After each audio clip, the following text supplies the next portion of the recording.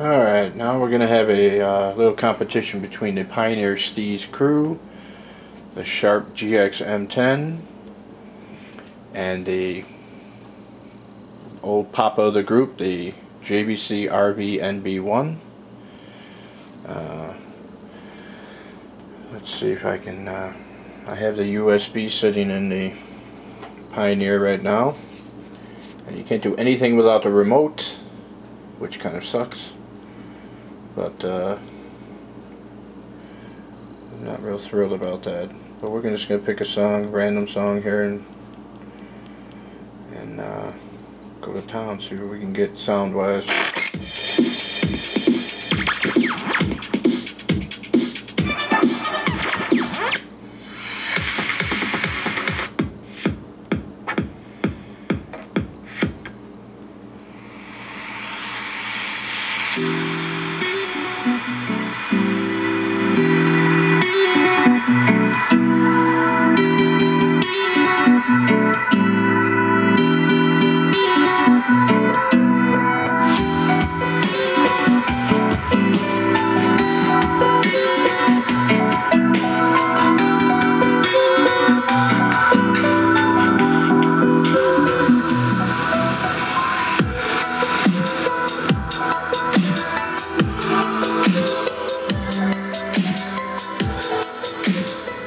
Anyway, you have a bunch of different settings you can go into.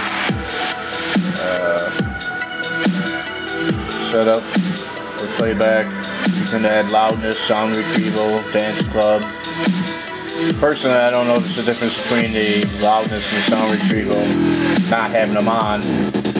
They sound the same to me. I mean, I like the LCD screen on this, and the sound. Definitely get the mids and the highs that the JVC Kaboom can, have a little bit of lack of. But the bass, this actually has the same setup as an Altec Lansing IMT 800. You have the separate tweeter and woofer, and you have one powered sub on the side and a passive radiator on the other side. But to be honest with you, the IMT 800 is smaller, and it pulls out some serious bass, and it can get really loud without distortion. I can't really say the same for the Pioneer. I mean, the Pioneer has some cool ideas. You have the iPod dock, which is not too bad, but if you slip it in between these two rubberized areas here, and you have to be perfect, otherwise you'd be wiggling it around and end up scratching your connector dock on your iPod. In the back of the unit,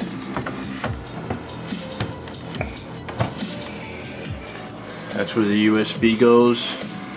You have a PC connection, microphone with volume, power, aux in, and of course the connector at the back. This uses I'm not a real big fan of using wall warts like this. That's kind of one of the negatives I really don't like about the Pioneer. I mean, you should be able to just plug it right in. It's got plenty of room in there. I tore this down so that I can see the insides and see how she ticks. And there's no less than 50 screws to undo everything to get inside. There's some real interesting tricks on how to open this. But once I got inside the unit, those are real tweeters in there. And there is only one subwoofer, while the other one is passive. This does not have bass like you would get from a JVC Kaboom or my other favorite here with the Sharp GX M10. Anyway, we're going to try the GX M10 now. Let's see, I have to... One thing I don't like is the Pioneer, you have to... Come on. The USB is in the back, and that's just annoying. It should be in the front where you can easily find it. Okay, I'm going to pop in the USB and read it nice and quick. You have the iPod dock here,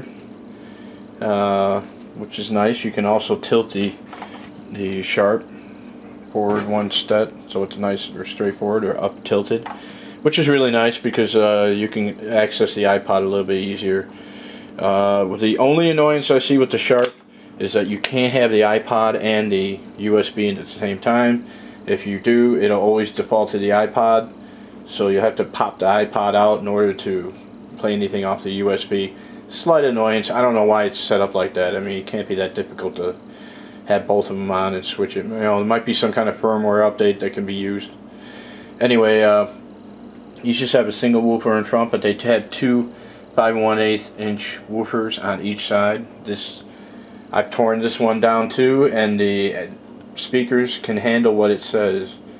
The wattage on the back of the speakers is 34 for the subwoofers, and I forgot what the front ones were. But anyway, they're quite hefty, and this is also built in Malaysia, unlike the Pioneer, which is built in China.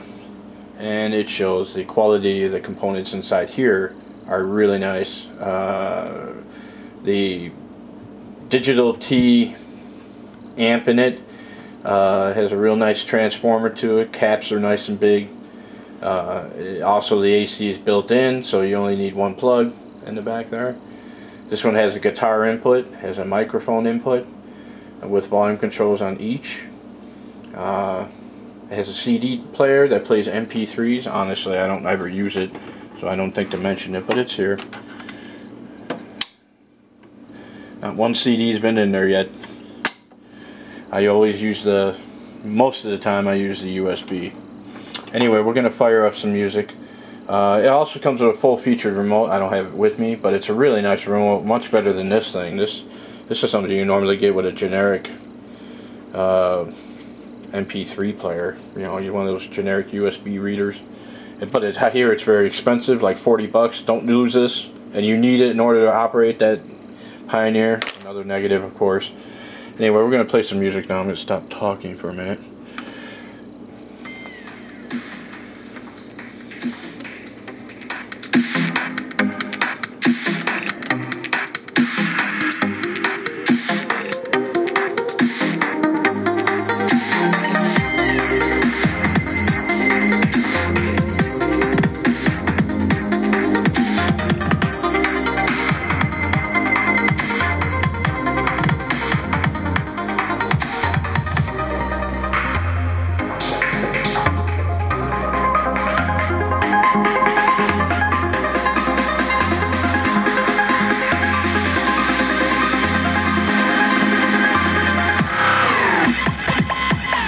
That extra bass.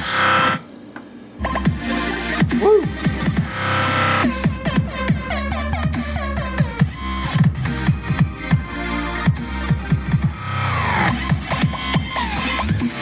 And you put that extra bass on this thing and wow. Very, very good sounding. Solid unit. I love the Sharp very much. It is the ultimate. Let's just say that this is the successor to the JVC Kaboom, the old style Kabooms, not those crappy NB50s or NB52 or NB70s. Those are made in China. I've torn those down and they are pathetic in the inside.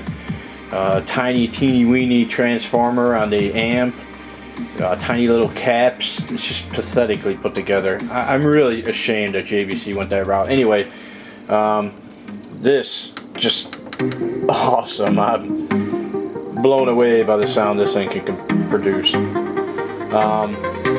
But anyway, let's pause it. I love hearing this thing though. Gosh, sounds so good. Anyway, moving on to the grandpapa of the group here, the JVC NB1, the flagship of the JVC Kabooms. I actually, the cool thing about JVC, and you've probably seen in my other videos, is you can pretty much take any of these RV NB series and make another boombox. You can take the RV NB90, the RV NB99, the RV NB20 or 10, or RV NB1, and you can combine all the parts to any of these and they will work no matter what you add. This one here has the RV NB99 case, and the rest of it's the NB1. I tried to modify the speakers to put 3.5 inch with coaxial with a tweeter on there. It did not work. I ended up ripping off the grills. Luckily, a buddy of mine had an older unit that I had given to him, and he allowed me to take it back and replace the front. That was a pretty big boo-boo by me.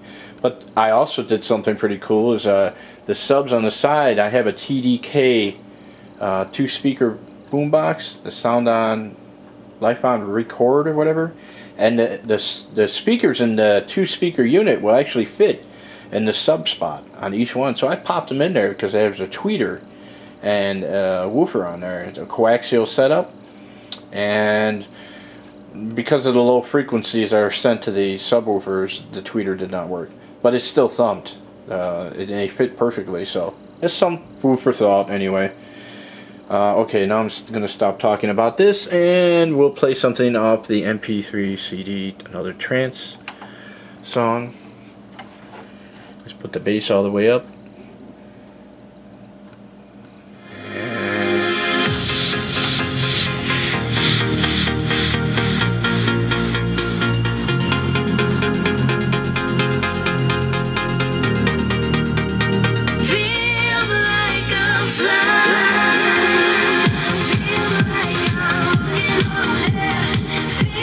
Wow. This one's got some thump to it too, as expected.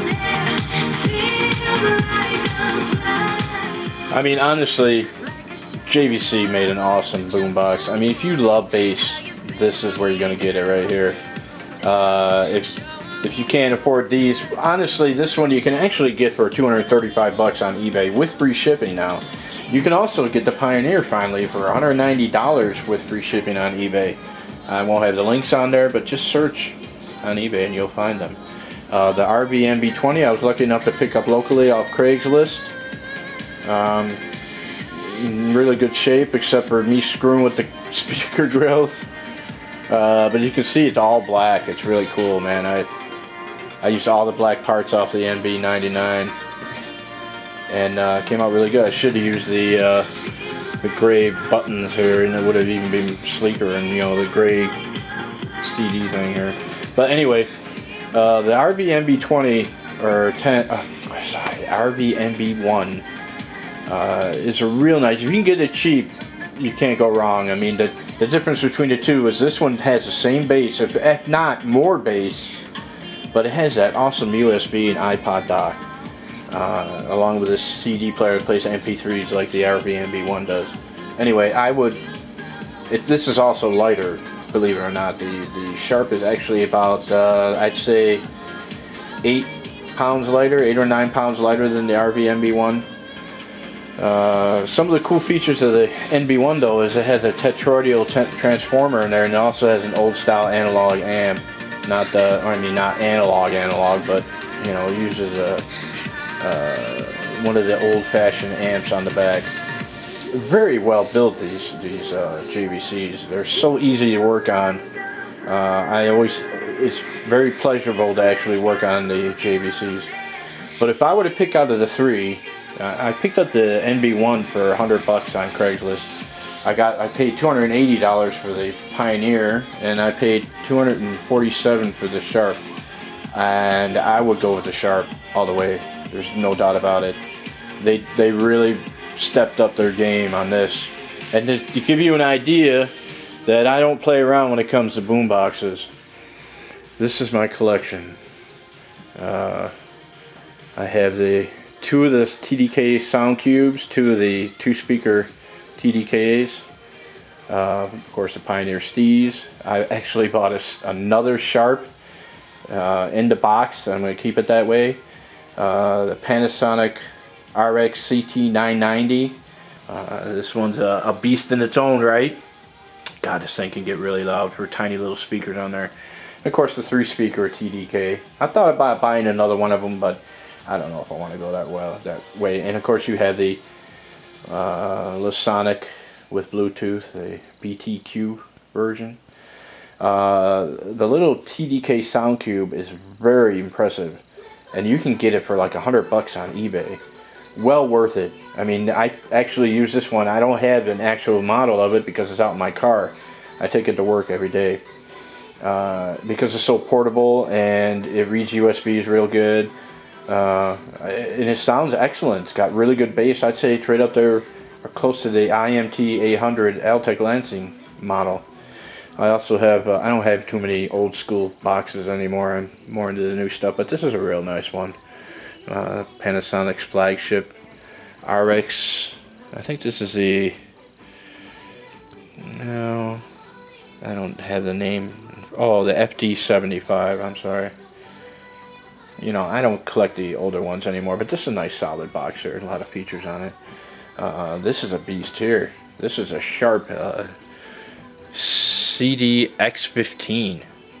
This is a monster. It doesn't take batteries. Has a twin cam cassette deck. And the CD player is cool. This actually lifts right up the piece right here and it pops out. Anyway, this one's extremely loud and very heavy. I don't build them like that anymore. But if you want something modern, that's the one you want to get. I've been flaunting this like crazy for good reason, because it is an excellent bass producing, thunderous bass producing machine. So anyway, I hope you enjoyed my reviews on the three cylinder, I don't know, the torpedo boxes, let's just say. Alright, now you have a general idea which one is worth. If you want, there's no FM tuner on the Pioneer, and it's a good looking unit. It's fairly heavy, probably the same weight as the JVC Kaboom, and it has some of the cool things with the LCD display. I mean, it's a good looking unit, but it won't give you anywhere near the bass that these two can give you. This one comes with a strap, just like the JVC. It's caught in the cord, but you can see right here. And of course, the one that obviously took a lot of